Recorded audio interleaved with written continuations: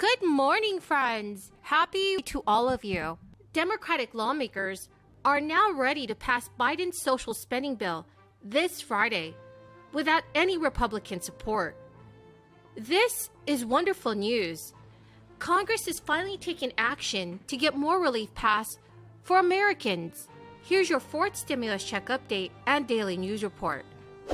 Friends, do make sure that you are subscribed to my channel and stay tuned until the end of this video to learn how to enter this coming. Democrats have vowed to vote on Friday on an expansive domestic policy package that would overhaul large swaths of the American economy. The final passage of the bill was delayed by McCarthy, who used his leadership privileges to rail furiously against the legislation. The administration and the Democratic Party, in an overnight speech that lasted an extraordinary 8.5 hours. Democrats' House Majority Leader Steny Hoyer announced that they would return early on Friday to vote on the bill, known as Build Back Better. And if it passes the House,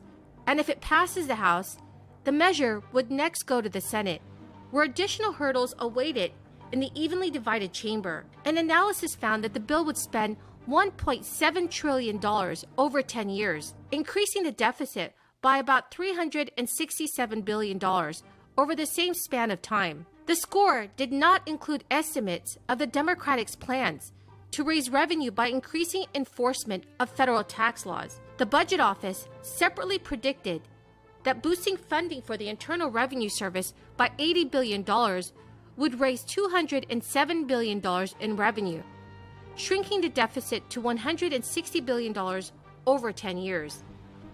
The estimate was far less than the $400 billion that the White House said would be raised by tougher IRS enforcement.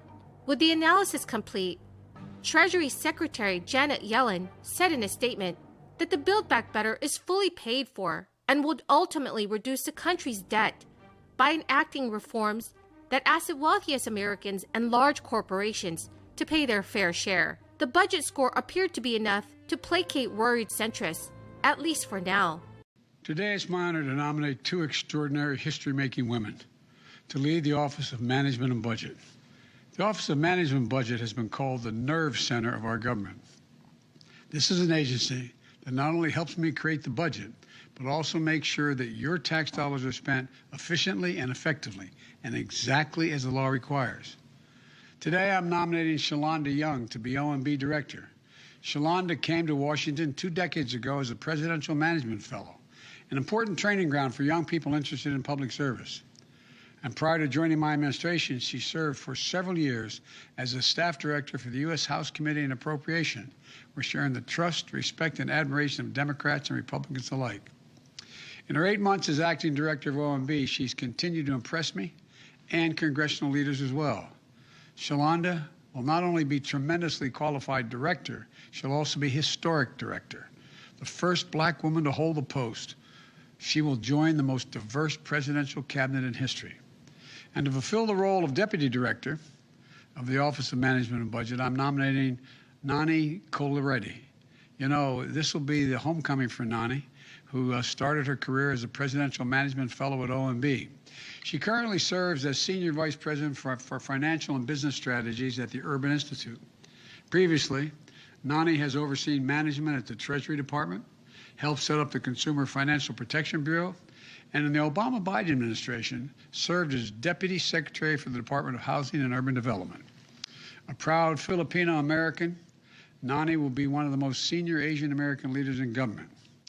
Shalonda Young and Nani Coloretti are two of the most experienced, qualified people to lead OMB. Each has been confirmed before by the United States Senate with strong bipartisan support. And I urge the Senate to swiftly confirm them again so they can lead OMB at this important time. Congresswoman Stephanie Murphy, the co-chair of the centrist Blue Dog Coalition, said she would vote for the bill, despite reservations about the overall size of the legislation. The package is ambitious. It aims to dramatically reduce child care costs, provide universal pre-kindergarten for children, lower the cost of prescription drugs for seniors, expand Medicare to coverage hearing aids, extend work permits to millions of undocumented immigrants, and provide the largest ever investments in efforts to combat the climate crisis. The House version of the legislation also includes 4 weeks of paid family and medical leave, though the provision faces opposition from Senator Joe Manchin, a Democrat of West Virginia.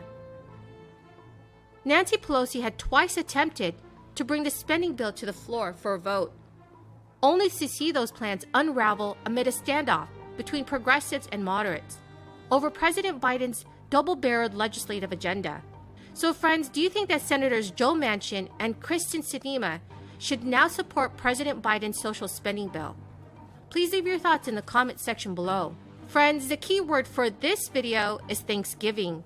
If you would like to enter this coming Friday's 3 $100 Walmart gift card giveaway, please click and like my videos, make sure that you are subscribed to my channel, and comment below the key word from each video.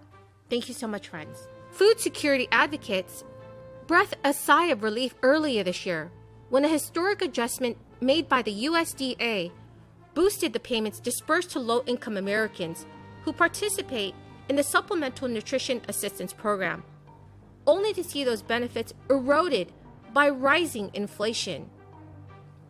People who work towards hunger prevention say that the safeguards such as enhanced SNAP benefits and expanded unemployment insurance, direct payments to millions, and child tax credit increases helped shield families from the most dire outcomes of this crisis, which has now triggered financial fallout for millions of Americans. But now, prices for gas and groceries are soaring as inflation hits decades-high levels, and there are warnings that people could find themselves paying as much as 54% more to heat their homes this winter.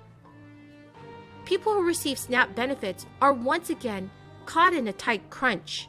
Many individuals who receive SNAP benefits are in the workforce, but they still don't earn enough money to buy healthy food.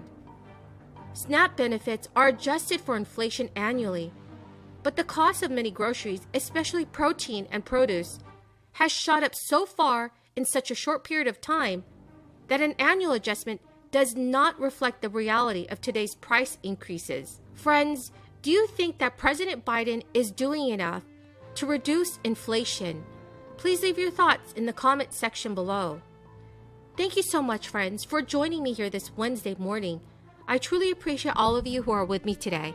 To say thank you, I'm giving away 3. If you would like to enter the giveaway, please make sure that you are subscribed to my channel, click and like my videos, and please comment below the keyword from each video. Thank you so much, friends, and have a very blessed Wednesday.